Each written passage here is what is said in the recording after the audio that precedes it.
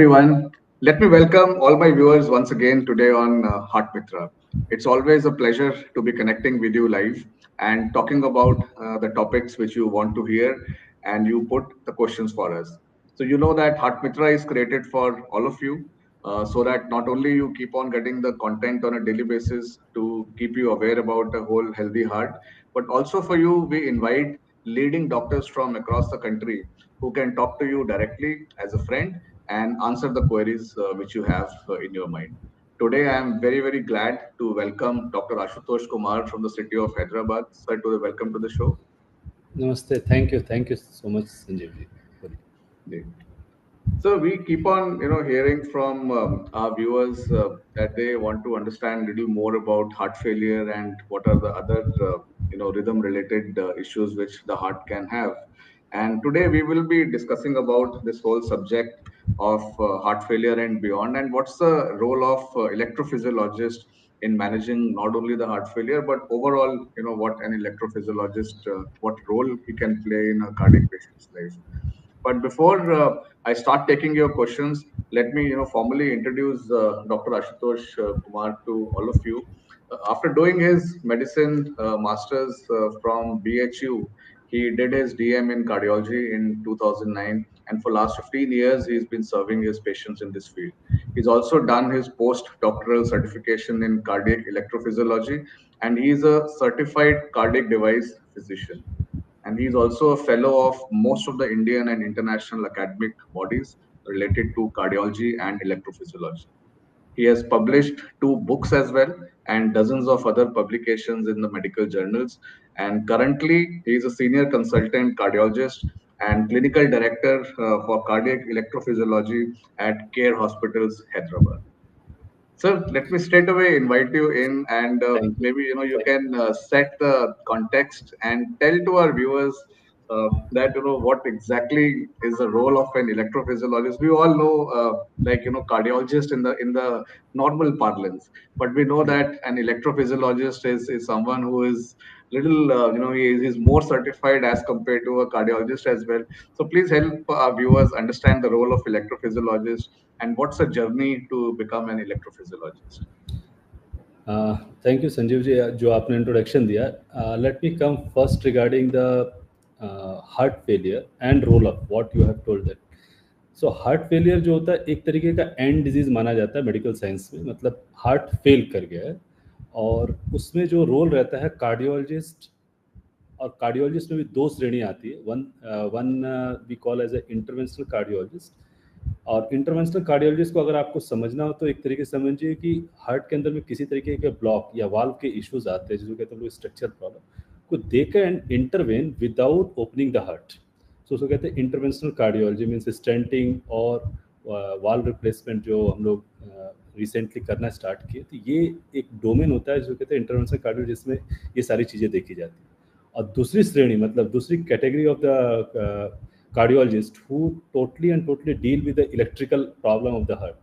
तो जब heart fail करता है तो उसमें दोनों के सिम्टम्स रहते हैं या दोनों के ओरिजिन्स रहते हैं प्रॉब्लम्स में. It may be electrical problem, it may be a vascular problem.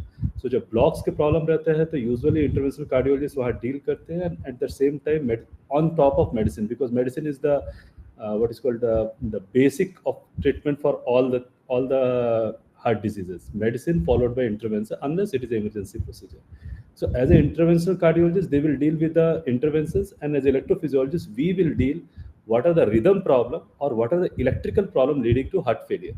So बहुत सारे heart failures रहते हैं जहाँ पर electrical problem is underlying cause, and the time we correct it, the heart pumping get improved. So there is a subset of condition that we will be discussing when the subsequent जो आगे जो हम लोगों का discussion आएगा तो उसके बारे में हम लोग बात करेंगे. लेकिन दोनों में मेजर डिफरेंस यही है कि एक जो है टोटली वेस्कुलर मतलब हार्ट के अंदर में जो खून की नलियाँ होती है, अगर उसको आप समझिए प्लम्बिंग का जो काम करते हैं हम लोग कि ब्लॉक्स है उसको ओपन करना है. So that is done by the interventional cardiologist.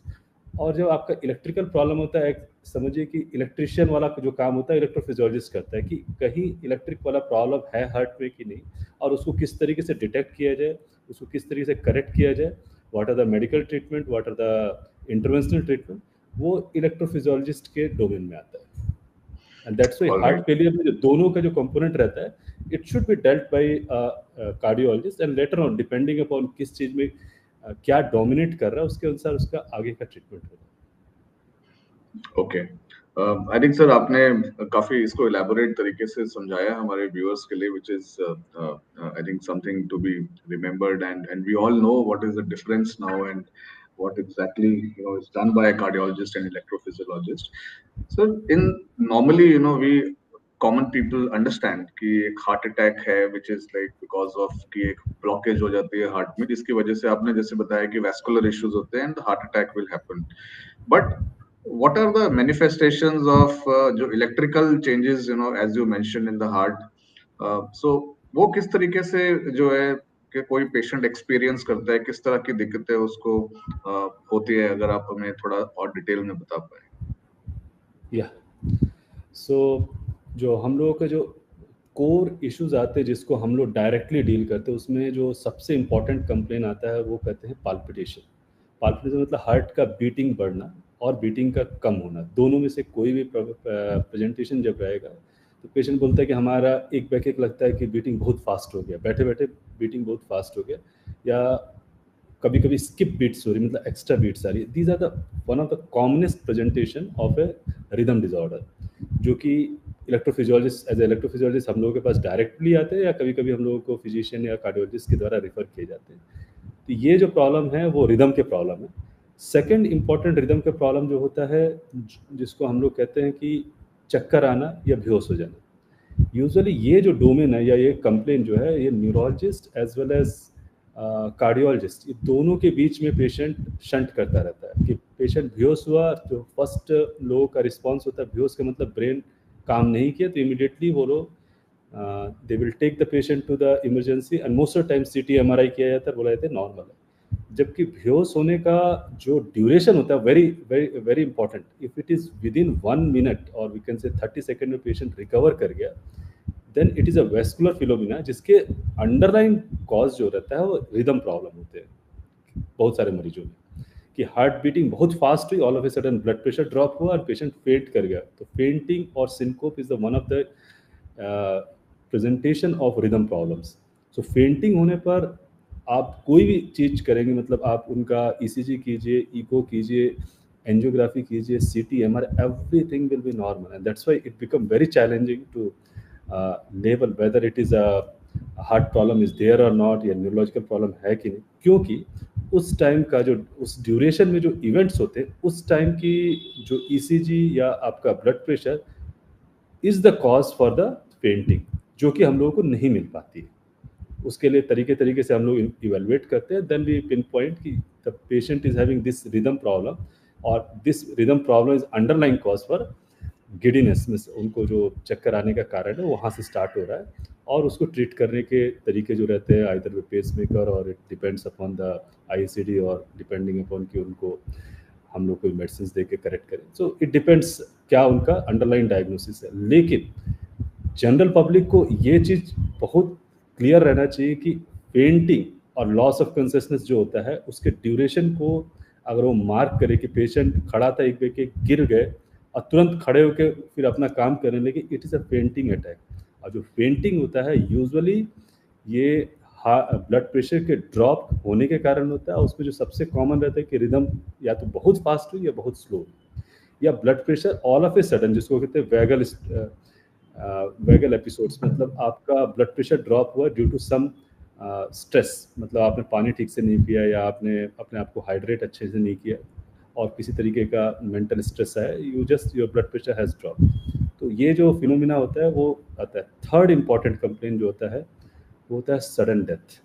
मतलब कुछ फैमिलीज़ में ऐसा आपने देखा होगा कि 25 साल की उम्र तक जाते जाते लड़के का डेथ हुआ, या 20 साल की उम्र में उनके भाई का डेथ हुआ, या उनके चचेरे भाई या फुफेरे भाई, इस तरीके से जो फैमिली में सडन डेथ के जो एपिसोड्स होते हैं, that also come into the electrophysiology domain, because यहाँ पर जो हार्ट बीटिंग्स के जो एपिसोड्स होते हैं, मतलब उनका एक जेनेटिकल बैकग्राउंड होता है जो कि आपका ECG और फर्दर इवेल्युएशन भी करो जेनेटिकल इवेल्युएशन से पता चलता है।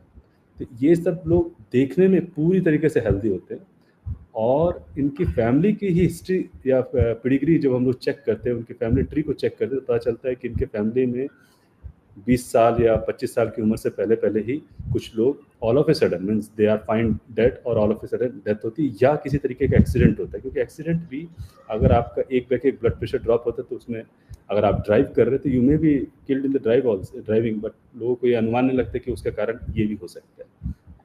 So palpitation, giddiness, syncope, sudden death. इसके अलावा हार्ट फेलियर, कुछ कुछ लोगों में हार्ट रिदम के जो प्रॉब्लम रहते हैं, अगर परसिस्टेंट रहा तो हार्ट फेलियर मतलब आपका हार्ट पंपिंग को वीक कर सकते हैं, वो भी सिम्टम्स आते हैं, जो कि totally in the domain of electrophysiology की तरफ से हम लोग इसको ढूंढते हैं, ट्रीट करते हैं।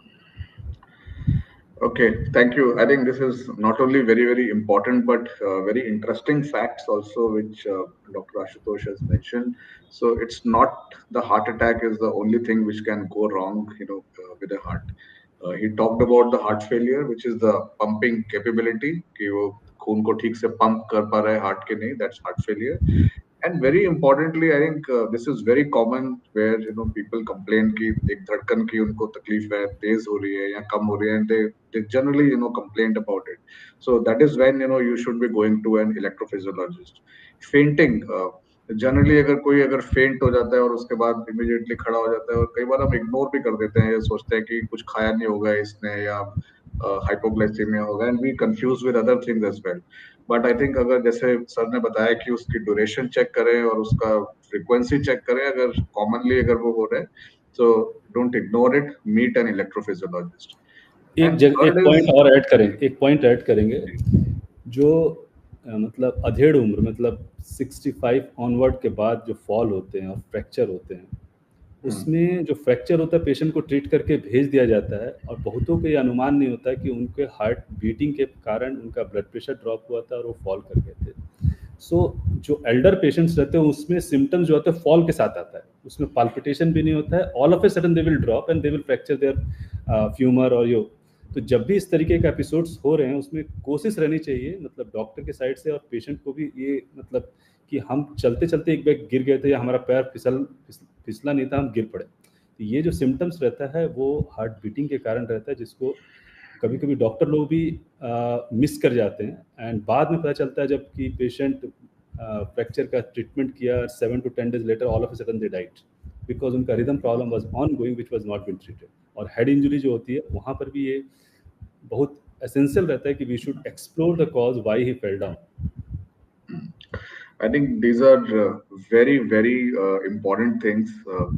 Unknown to common people, generally हमें पता भी नहीं होता इन चीजों को और हम इग्नोर भी कर देते हैं. So I think we must take note of these things what Dr. Ashutosh is mentioning, and also he mentioned about sudden cardiac death की जो फैमिली में रन कर रहे हैं कि अक्सर की एक यंग एज आते आते एक पर्टिकुलर एज में someone faced an heart attack and or sudden cardiac death and died, or accident things which he mentioned. A lot of things people do connect it with some superstitions as well. So this may not be some superstitious issue, this may just be simply a simple medical issue which your doctor can resolve. So these genetic issues which you mentioned if they are identified, can you diagnose it timely, and then can this be treated in such patients?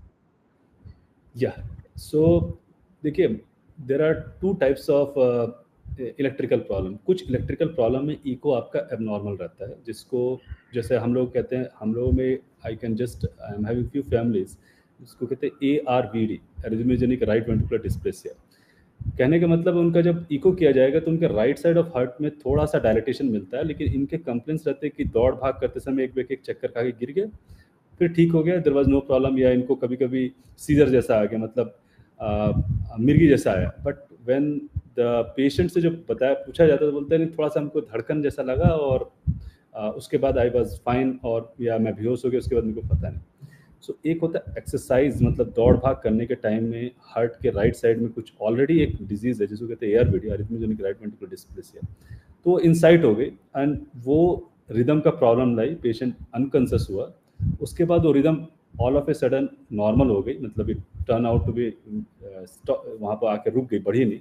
अगर बढ़ती तो patient को जानलेवा होता है, it may have patient may die suddenly, but some patients on and off this episodes are not so severe, initially वो थोड़ी देर के लिए आएंगे जाएंगे, तो उस एपिसोड्स में जब हम लोग इको करते हैं तो हम लोग एंटिसिपेट कर सकते हैं कि yes this patient is having ARVD, और we can just diagnose by doing MRI और echo, that is enough. There are cardiomyopathy, means heart में कुछ मैनिफेस्टेशन है कि हार्ट मोटा होता चला जाएगा, लाइक हाइपरट्रोफिक कार्डियोमायोपैथी. तो इनमें फैमिलीज, मतलब फादर को तो हम लोग बेटे को चेक करते हैं, उसके भाई को चेक करते हैं, उनके फादर को चेक करते हैं, मतलब लाइक फर्स्ट टायर जो टीम रहता है, फर्स्ट टायर जो उनके फैमिली मेंबर्स रहते हैं उनको टेस्ट किया जाता है. 12 साल के बाद का जो ECG, 12 से 22 साल की उम्र के जो ECG उसमें चेंजेस आते हैं या कभी कभी इको के फाइंडिंग्स. उसके बाद हम लोगों के पास रहता है कार्डिक MRI टेस्ट करना. MRI के बाद जेनेटिकल टेस्ट रहता है जहाँ पर डाउट्स रहते हैं, तो वो सारी चीज़ चेक करके we can just level that this gene is running in the family, this manifestation is happening. और जिसमें फैमिली में सडन डेथ हो चुका है या किसी को सिम्टम आ रहा है कि ऑल ऑफ ए सडन बेहोश हो जा रहे हैं या धड़कनें आ रही हैं, तो हम लोग ECG करके उसको कंफर्म करते हैं. और कभी कभी एक्सटेंडेड ECG जिसको कहते हैं हॉल्टर या ELRs, उसको लगा के हम लोग कंफर्म करते हैं कि इनमें रिदम के प्रॉब्लम चल रहे हैं. And then we advise the patient for the certain devices जो कि इनके रिदम को डिटेक्ट करें एंड ट्रीट करें, जिसको कहते हैं AICD, उसका रोल आता है. तो ये जो फैमिलीज में सडन डेथ के जो एपिसोड्स होते हैं वहाँ पर ये डिवाइसेस को इम्प्लांट किया जाता है, which is a very minimally invasive procedure. Just आप उसको अंडर स्किन डालते हैं और उसकी जो 2 वायर्स रहती है हार्ट के अंदर, and that like a jet security of heart, it will check each beat to beat, and the time वो एबनॉर्मल रेंज में जा रहा है, लाइफ थ्रेटनिंग रेंज में जा रहा है, इमीडिएटली डिटेक्ट करके उसको शॉक करके या उसमें प्रोटोकॉल्स रहते हैं उसको नॉर्मलाइज कर देता है. तो ये सारी चीज़ें इवॉल्व हो चुकी हैं. एंड सडन कार्डियक डेथ पर कुछ हम लोग कह सकते हैं we have been succeed at least in treating. Okay. ये So I think ECG this is कुछ भी होता है कि आपका ECG इको पूरी तरीके से नॉर्मल रहता है, बट ECGs में कुछ क्लियर कट कहते हैं ना सिग्नेचर ECG, मतलब आपको ECG देख के अनुमान लगाएंगे कि हाँ इनको ये प्रॉब्लम है.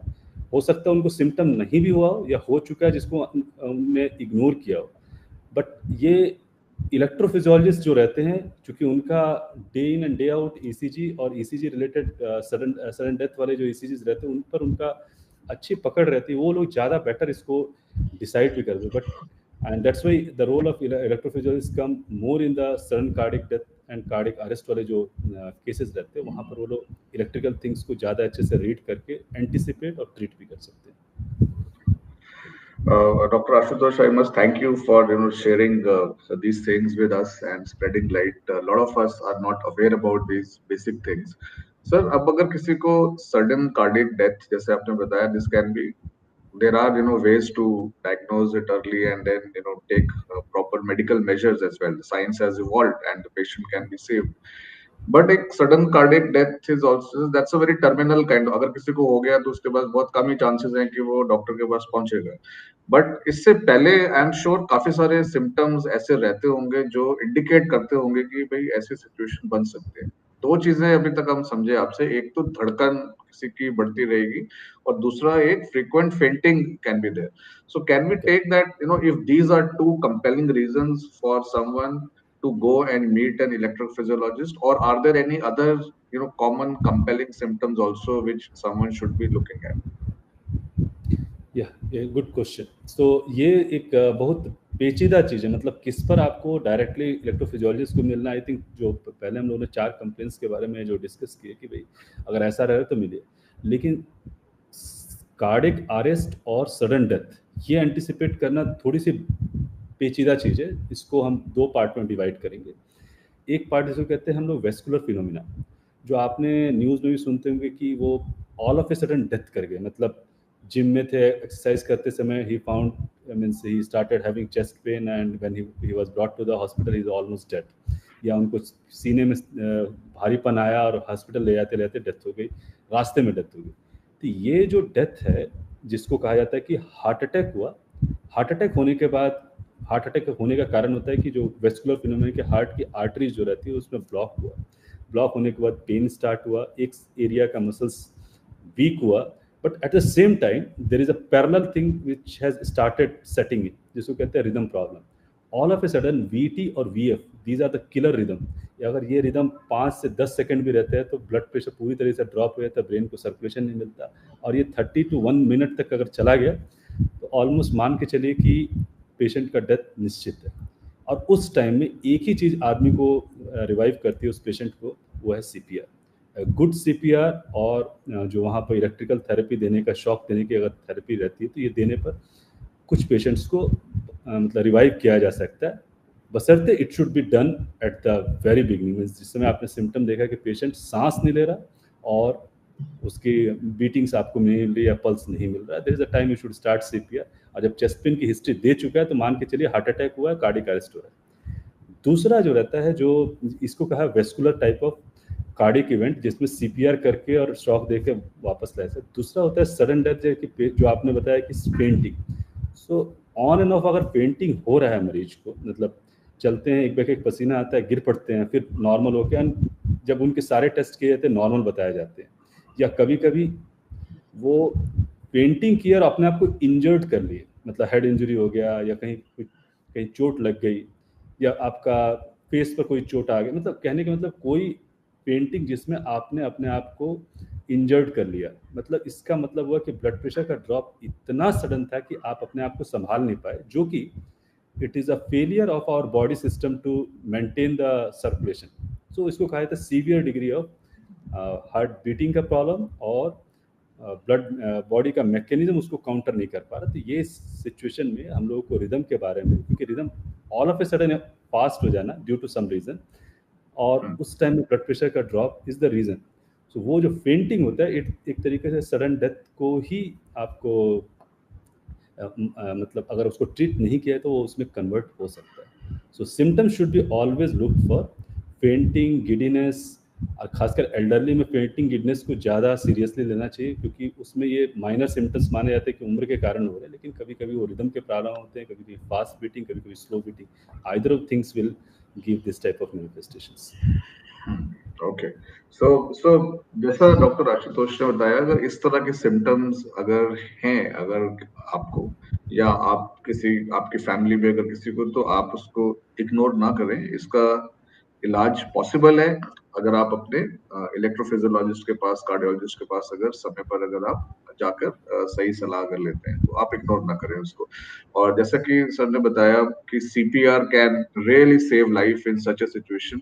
So for all our viewers, we did a program 15 days ago, 2 weeks ago on CPR. I will recommend you that you go back and see that what are the techniques which were talked about, that how to do an effective CPR. And in this month of May, we would be posting a lot of education content also on CPR in form of videos as well, which will help you learn कि कैसे CPR देके किसी की जान को बचाया जा सकता है।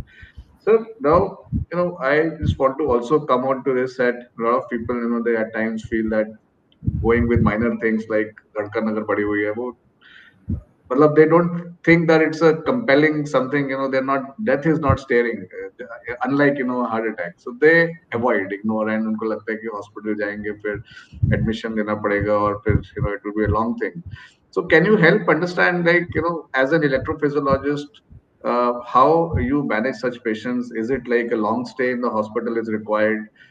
What are the basic, diagnostics which you do to a patient which he should never deny?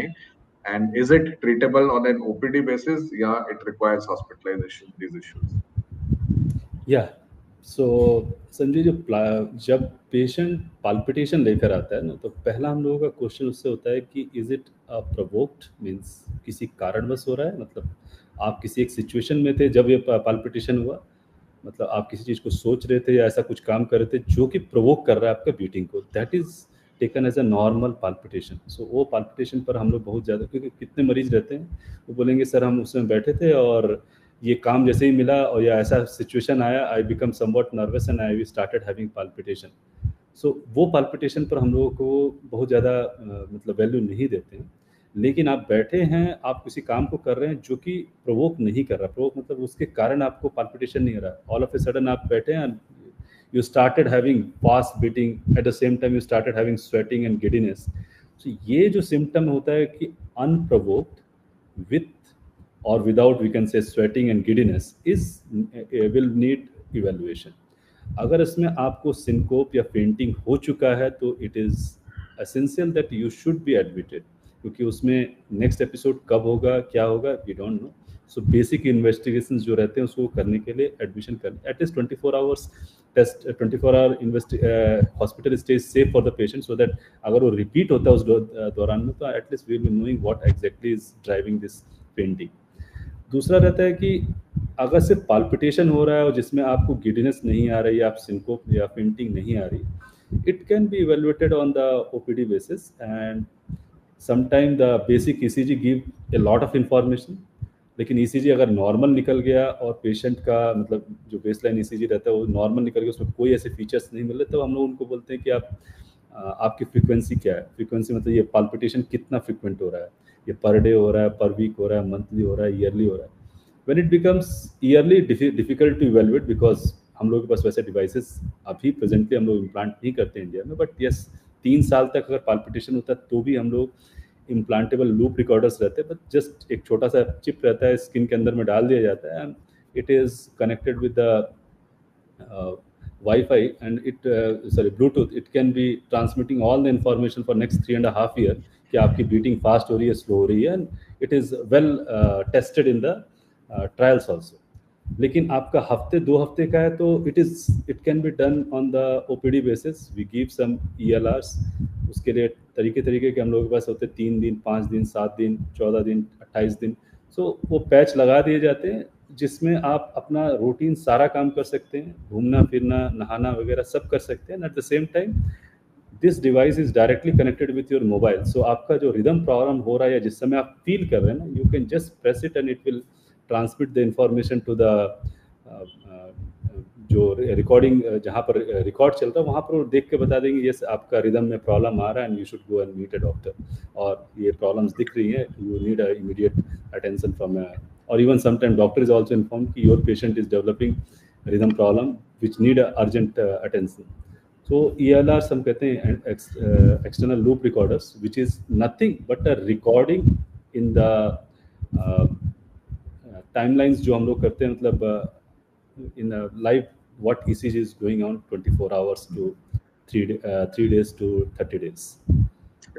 So हर में एडमिशन करने की जरूरत नहीं होती। रिदम प्रॉब्लम में most of the time treatment के लिए हम लोग जरूर एडमिट करते हैं, but when we have to evaluate most of the things can be done on the OPD basis. All right. So I think our viewers are clear on this. It does not require hospitalization all the times. However, if you have gone with अगर आप fainting अगर होके गए हैं और कुछ थोड़ा ज्यादा सीरियस है अगर, तब आपके डॉक्टर आपको जरूर एडमिट करेंगे पता करने के लिए कि underlying what is the problem. But as he mentioned, there are easy to diagnose methods which are available today, and accurate diagnosis can also be arrived at by your doctor if you meet him timely. So let's come on to the treatment approaches, in this case. Now, as an electrophysiologist, how do you approach in treatment of the rhythm related issues? Is it the medicines which are required, or it is the rehabilitation or devices? What are the different approaches, and at what stage what's required? So Sanjeev ji, हम लोगों का जो पहला role होता है first to establish the diagnosis, जो कि सबसे चैलेंजिंग होता है। कुछ पाल्पिटेशंस और कुछ rhythm problems, because rhythm problem आके जाता है, मतलब it is like something which is coming and going. So उस ड्यूरेशन का जब अगर ECG मिल जाता है तो हम लोगों के डायग्नोसिस करना इट इज़ वेरी इजी। कि आप जैसे if you want to know कि हार्ट में ब्लॉक है, the established investigation is angiography. Angiography करके आप बता सकते हैं कि ब्लॉक है कि नहीं। हम लोगों में ऐसा नहीं होता है। हम लोगों का अगर जब उस समय का अगर ECG नहीं मिल रहा है तो हम लोग ये डायग्नोसिस नहीं कर पाते हैं कि रिदम इनकी बेसलाइन रिदम अगर नॉर्मल है और एबनॉर्मल जो रिदम आ रही है वो फास्ट हार्ट बीटिंग के कारण है या स्लो हार्ट बीट, क्योंकि दोनों का ट्रीटमेंट अलग अलग होता है। Now coming to the fast heart beat, उसमें क्या ट्रीटमेंट रहता है और क्या क्या ऑप्शंस पेशेंट को दिए जाते हैं। तो जो फास्ट हार्ट बीटिंग का जो एपिसोड्स होता है जिसको हम लोग कहते हैं टैकीअरिथमिया, मतलब हार्ट बीटिंग फास्ट हो जा रही है विच इज़ अनप्रोवोक्ड, और इसके जो इटियोलॉजी कहिए या कारण कहिए, most of the time it is by birth, means we can say the extra connections inside the heart, जो अपर चैम्बर लोअर चैम्बर्स के बीच में जो कनेक्शंस रहते हैं, जो करंट का फ्लो होता है। इफ़ यू वांट टू सी, इसको थोड़ा आपको समझने के लिए एक स्लाइड होगा जिसको हम just I will focus, that is the slide number या। तो ये आप अगर आप देखेंगे तो ये हार्ट का जो नॉर्मल इलेक्ट्रिसिटी रहती है that it is generated at this SA node and after that it has to go in the lower chamber. ये लोअर चैम्बर में जब करंट आता है तभी हार्ट का पंपिंग स्टार्ट होता है और blood is pushed into the all over the body as well as in the lungs for the purification. उसके बाद प्यूरिफाई होकर यहाँ पर। तो ये इलेक्ट्रिकल सिस्टम जो होता है 22nd day of the birth before 22nd day of the intra uterine mother के पेट में ही स्टार्ट हो जाता है बच्चे का।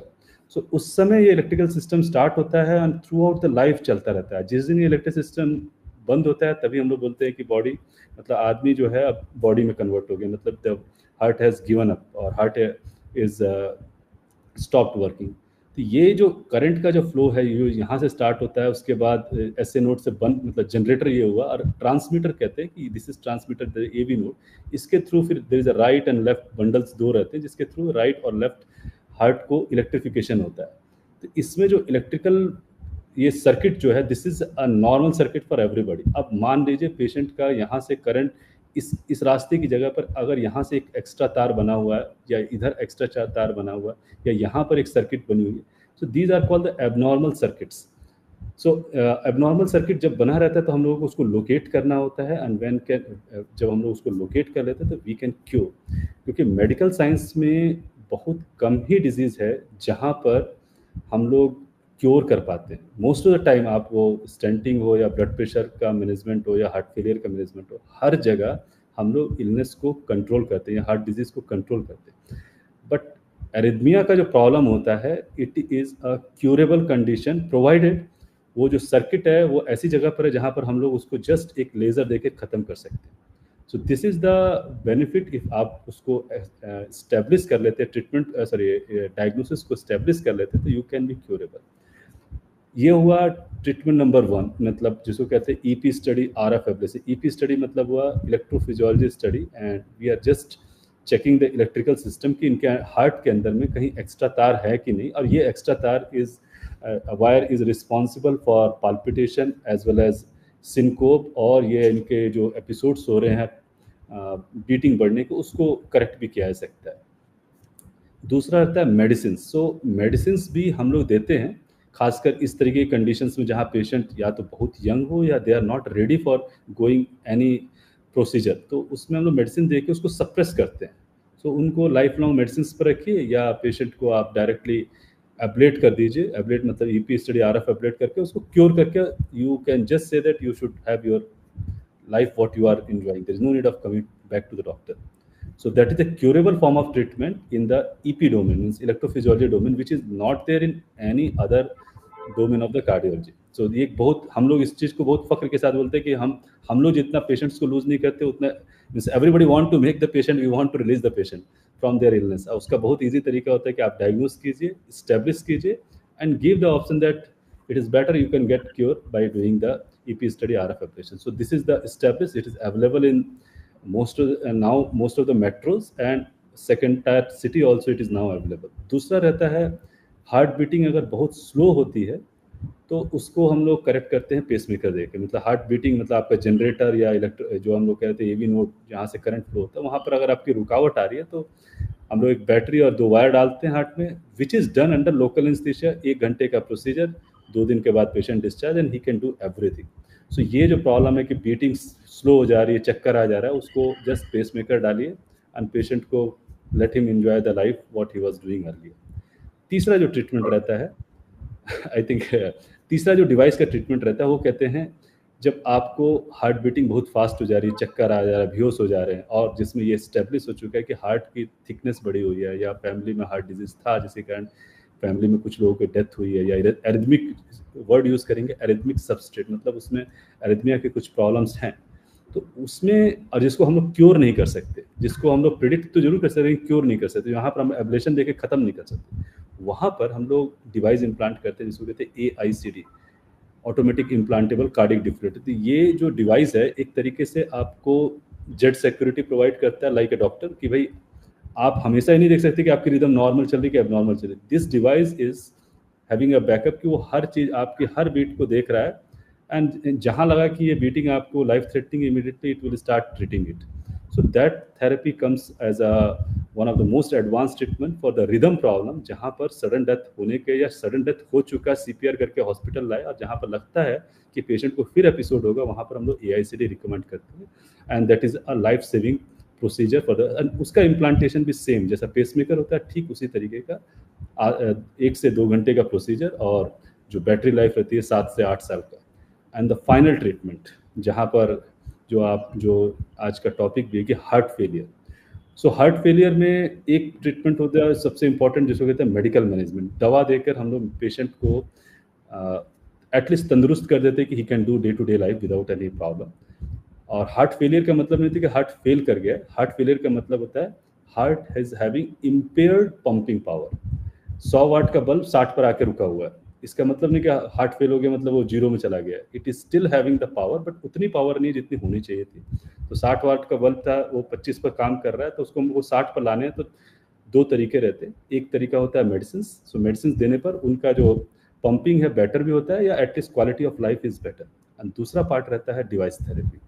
डिवाइस थेरेपी मीन्स कुछ ऐसे डिवाइस रहते हैं जो कि अगर इलेक्ट्रिकल प्रॉब्लम चल रहे हैं जो कि जो उनके हार्ट के पंपिंग को वीक कर रहे हैं, तो उसको हम जब लगाते हैं तो हार्ट की पंपिंग बेटर होती है। इसको कहते हैं CRT, cardiac resynchronisation therapy.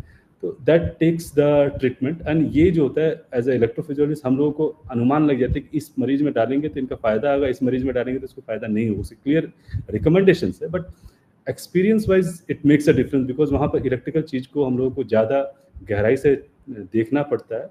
And ये जो डिवाइसेस रहते हैं काफ़ी खर्चीले होते हैं, 9 से 11 लाख तक का उसका खर्चा पड़ता है। So we have to be very much resource को कहाँ यूज़ करना, पेशेंट को कहाँ रिसोर्स को यूज़ करना है, that should be very clear, discussed in detail before going for any procedures.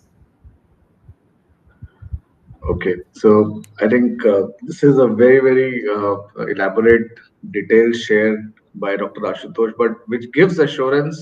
हम सबको ये assurance तो मिला कि अगर rhythm related issues अगर हैं और अगर अपने इलेक्ट्रोफिजियोलॉजिस्ट के पास अगर टाइम से अगर पहुंच के डायग्नोस करते हैं, so I think the medical science has evolved quite well और आपके पास treatment available है which can make you live healthy and a good quality of life. And depending on different levels of severity of the problem, there are different solutions as well, which your doctor will advise to you. This is, I think, sir, very helpful. I must thank you for being so kind in helping us understand all these things. So just one final question, I want to take on this. As an electrophysiologist, do you also get the normal heart attacks? Do you go and do cardiac stenting and those procedures as well, or you entirely focus on managing the rhythm disorders? इस बारे में थोड़ा सा I will take some time to make you understand how Indian electrophysiologists work and how it is different from the US, Europe. So India में हम लोग जब हम लोग अपना कोर्स करते हैं तो पहला कोर्स होता है MBBS कंप्लीट करने के बाद आपको जस्ट इतना पता चलता है कि मेडिकल साइंस में क्या क्या डिजीज होती है। It is starting from ear, nose से लेकर हार्ट, सब के बारे में। उसके बाद नेक्स्ट लेवल ऑफ स्पेशलाइजेशन होता है, उसको कहते हैं हम लोग general MD medicine. So anybody who is entering into the cardiology he has done general medicine, मतलब उनको मेडिसिन की पूरी नॉलेज रहती है, starting from oncology means of cancer से लेकर gynaecology, everything he will be knowing. उसके बाद थर्ड लेवल आता है सुपर स्पेशलाइजेशन, जिसको हम लोग वर्ड यूज़ करते हैं। तो सुपर स्पेशलाइजेशन में आता है कार्डियोलॉजी, और इसको कभी कभी करने वाले लोग होते हैं पीडियाट्रिक से भी आते हैं और जनरल मेडिसिन से भी आते हैं, मतलब बच्चों के डॉक्टर से लेकर जनरल मेडिसिन के दोनों के लोग इसमें compete करते हैं एंड देन दे सेलेक्ट। तो हम लोगों का जो ट्रेनिंग होता है कार्डियोलॉजी का इन इंडिया, उसमें हम लोगों को कार्डियोलॉजी का मेडिकल मैनेजमेंट पूरी तरीके से बताया जाता है और उसको मास्टरी करके ही निकलता है जो भी आदमी निकलता है। जो 3 साल का कोर्स होता है, 5 year, 3 year, 3 year, so 5 3 8 11 years का मिनिमम।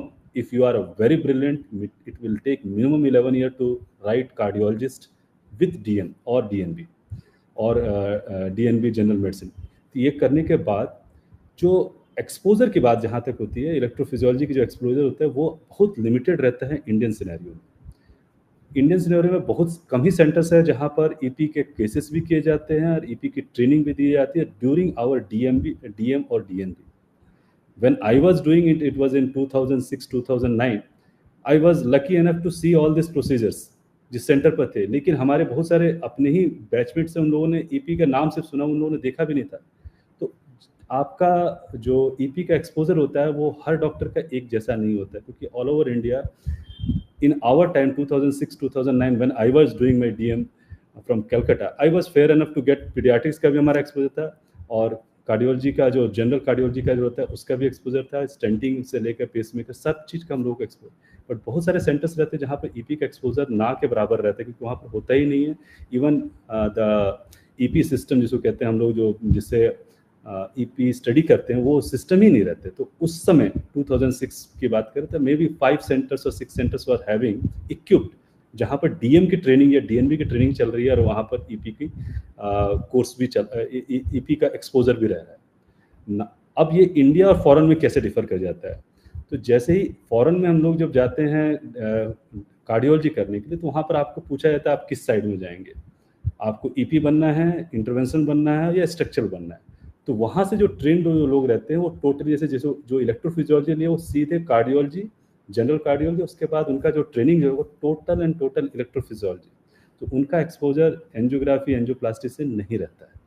जबकि इंडियन इलेक्ट्रोफिजियोलॉजिस्ट जितने रहते हैं, जिनने भी डीएम किया, जो इंडिया में रहकर ट्रेनिंग की, all are having exposure of angiography, angioplasty. Later on चूँकि उनका काम, जो ईपी का काम बढ़ता जाता है या उनका इंटरेस्ट ईपी में रहता है, तो वो मोस्ट ऑफ टाइम धीरे धीरे करके अपने कोलिग, बिकॉज इंटरवेंशनल कार्डियोलॉजी अगर आप काउंट करेंगे तो ऑल ओवर इंडिया में भी 2000 और 4000 से ज़्यादा लोग होंगे, लेकिन ईपी का अगर काउंट किया जाएगा तो it may be around 80 to 100 for 1.4 billion. So इसके नंबर्स बहुत कम रहते हैं, इसका कोर्स जो रहता है लंबा रहता है, डीएम करने के बाद ही आपको एक्सपोजर मिलता है, इसका प्रॉपर एक्सपोजर, और एटलीस्ट 2 to 3 years फिर आपको ईपी के ट्रेनिंग मतलब प्रॉपरली करने के बाद ही आप प्रैक्टिस में उतर पाते हैं। तो ये इसीलिए इसमें लोग भी बहुत कम हैं। सो 11 के बाद 2 और साल आपको ऐड करना पड़ता है। 13 ईयर्स के बाद आप इलेक्ट्रोफिजियोलॉजिस्ट के इंडिया में आप उस लेवल में पहुंच पाते कि आप इलेक्ट्रोफिजियोलॉजी की प्रैक्टिस कर पाए। Okay. Now this is, I think not only हमारे जो अगर पेशेंट्स या केयर गिवर्स है उनके लिए आज ये नॉलेज इज वेरी यूजफुल। और जैसे कि बताया डॉक्टर आशुतोष ने कि इलेक्ट्रोफिजियोलॉजिस्ट जो हैं जिन्होंने इंडिया से ट्रेनिंग की है, they are well equipped with all cardiology procedures as well, including stenting and everything, and of course they are experts in rhythm disorders and electrophysiology। और आज अगर कुछ ऐसे लोग भी अगर सुन रहे हैं हमें, जिनके घर में बच्चे हैं जो मेडिकल की पढ़ाई पढ़ना चाहते हैं, सो आई थिंक एक उनके लिए भी एक अच्छी काउंसलिंग क्लास डॉक्टर आशुतोष ने भी बताई आज की। एक मेडिकल फील्ड के अंदर अगर आपको एक्सेल करना है, तो how do you build your career as well. With that, sir, I must thank you. I think we have taken a lot of your time today. In a country of 1.4 billion, we have only 100 electrophysiologists, and out of those 100, one is sitting with us today. It's a very we consider our viewers as well to be very lucky कि आपसे sir हमें सीखने का मौका मिला आज कि heart में रिदम रिलेटेड क्या प्रॉब्लम्स हो सकते हैं। It's my pleasure. I enjoyed it. Yeah. It's very kind. Also, कैसे आइडेंटिफाई किया जा सकता है self compelling symptoms which can be there, जिसको देख के किसी को घबराना नहीं चाहिए और इग्नोर भी नहीं करना चाहिए, और सीधा जाके अपने डॉक्टर से बात करनी चाहिए। क्योंकि जैसे डॉक्टर आशुतोष ने बताया कि अगर सही समय पर डायग्नोसिस अगर हो जाता है, so that means that your doctor would be able to help you with the right treatment protocols as well। और पूरी जर्नी जो होती है रिदम डिसऑर्डर्स की, हार्ट फेलियर और फेंटिंग और sudden cardiac death, there are solutions available. So that's a very very good thing, and if you are with an electrophysiologist, he can save your life।